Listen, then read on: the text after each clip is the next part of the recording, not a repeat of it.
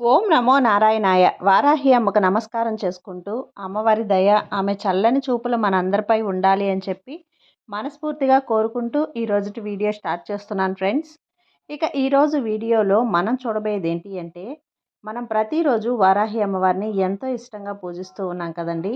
అలాగే అమ్మవారికి ఇష్టమైనటువంటి రోజులలో శుక్రవారం, మంగళవారం, ఆదివారం, పౌర్ణమి, అమావాస్య, పంచమి, అష్టమి తిథులలో మనం చేసే పరిహారాలు, పూజలు, స్విచ్ వర్డ్స్, ఏంజల్స్ నెంబర్స్, బీజ మంత్రాలు ఇలాంటివన్నీ కూడా చాలా చాలా మంచి గొప్ప ఫలితాన్ని తెచ్చిపెడుతూ ఉన్నాయి.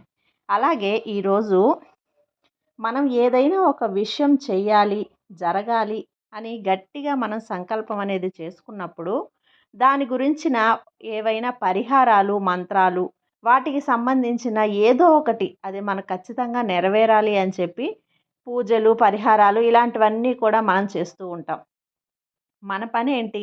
పరిహారం కానీ, పూజ కానీ, ఏదైనా మంత్రం కానీ చెప్పుకోవటమో, పరిహారం చేసుకోవటం అంతవరకే కదండీ మన పని. దాన్ని నెరవేర్చాలి అనే సంకల్పం అనేది మనకు గట్టిగా ఉన్నప్పుడు భగవంతుడి దయ, భగవంతుడి ఆశీర్వాదం, ప్రపంచ శక్తి ఆశీర్వాదంతో అది వాళ్ళ ఆశీర్వాదంతోనే నెరవేరాలి. వాళ్ళు జరిపించినప్పుడే అది జరగాలి. మన కర్మ ఫలితం అనేది తీరినప్పుడు ఆ పరిహారాలు, పూజలు ఫలించి మనం కోరుకున్న కోరికలు, మనం అనుకున్న పనులు, ఆశలు ఇలాంటివన్నీ కూడా నెరవేరుతాయి. మనం చేయడం ఏంటి? పరిహారం చేయటమే. భగవంతుడి దయ. మనం భగవంతుడి పాదాల దగ్గర దాన్ని వదిలేస్తున్నాం. భగవంతుడి ఇష్టం ఇంకా. జరిపిస్తాడా లేదా అన్నది భగవంతుడికే మనం వదిలేస్తాం. అలాగే ఇప్పుడు మనం చేసే పరిహారం కూడా 3 అంటే 3 రోజుల్లో మనకు నెరవేరిపోతుందండి. అలాంటి ఒక శక్తివంతమైన పరిహారం. దాన్ని మనకు ఒక తెలిసిన ఒక పెద్దాయన మనకు తెలియజేయడం వల్ల మనకది తెలిసింది. దాన్ని నేను ఈ రోజుటి నుంచి స్టార్ట్ చేయబోతున్నానండి. అందువలన అది మీతో కూడా షేర్ చేసుకొని, అది మీకు ఫలించాలి. మీరు కూడా మీరు అనుకున్నటువంటి పనులు, కోరికలు, ఆశలు ఇలాంటివన్నీ కూడా ఏదైనా ఒక విషయం గురించి అనుకున్నా 3 గంటల నుంచి 3 రోజుల లోపల అది ఖచ్చితంగా జరుగుతుంది అని చెప్పి పెద్దాయన చాలా నమ్మకంతో ఆయన చేసి నిరూపణ అయిన తర్వాతే మనకు చెప్పారన్నమాట. దాన్ని మీతో కలిసి నేను షేర్ చేసుకుంటూ నేను చేసుకోవాలని అనుకుంటున్నాను. కాబట్టి ఈ పరిహారం అనేది ఒక నమ్మకంతో మనం చేస్తే చాలండి. ఇప్పటి వరకు మనం ఎన్నో పరిహారాలు చేసాం. అరచేతిలో రాసుకోవడం, అరచేతిలో చూడటం, ఎడమ చేతి రిస్ట్ మీద మనం ఏదైనా అమ్మవారి శుక్ర భగవానుడి మంత్రాన్ని కానీ ఇలా రాసుకోవడం, మన కోరికను రాసుకోవడం అనేది చాలా చేసాం. ఇప్పుడు కూడా మనం మన కుడి పాదం పైన, కుడి కాలు పాదం పైన మన ఏదైనా సరే ఒక ఆశ కానీ, ఒక కోరిక కానీ, ఒక కష్టం కానీ, ఒక విషయం గురించి జరగాలి అని మనం గట్టిగా అనుకొని దాన్ని మనం పాదం పైన రాసుకుంటే గనక అది ఒక 3 గంటల నుంచి 3 రోజుల లోపలనేది మనకు తప్పకుండా నెరవేరుతుందండి. చాలా శక్తివంతమైన ఈ పాదం మీద రాసుకోవడం అనేది. అది ఎలాగా అంటే మనం ఏదైనా సరే ఒక ఇంట్లోకి అడుగు పెట్టాలంటే ఫస్టు కుడి కాళ్ళే అడుగు పెట్టాలి. కుడి కాలే ముందు పెట్టండి. కుడి చేత్తోనే దాన్ని తీసుకోండి. మీరు ఏదైనా సరే కుడి కాలనేది ముందు పెట్టడం అనేది శుభకరం. చాలా అదొక ప్రత్యేకం అనేది మనం చెప్పుకుంటూ ఉంటాం. ఆ కాలుకి అంత శక్తి అనేది ఉంటుందన్నమాట.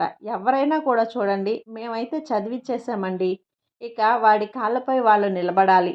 అదే వాడి లక్ష్యం అంటామే కానీ, మనం ఎంత జాబ్ చేస్తున్నారు, ఎంత ఉద్యోగం ఉంది మీకు, ఎంత డబ్బులో ఉన్నారు అని మాత్రం అడగరు.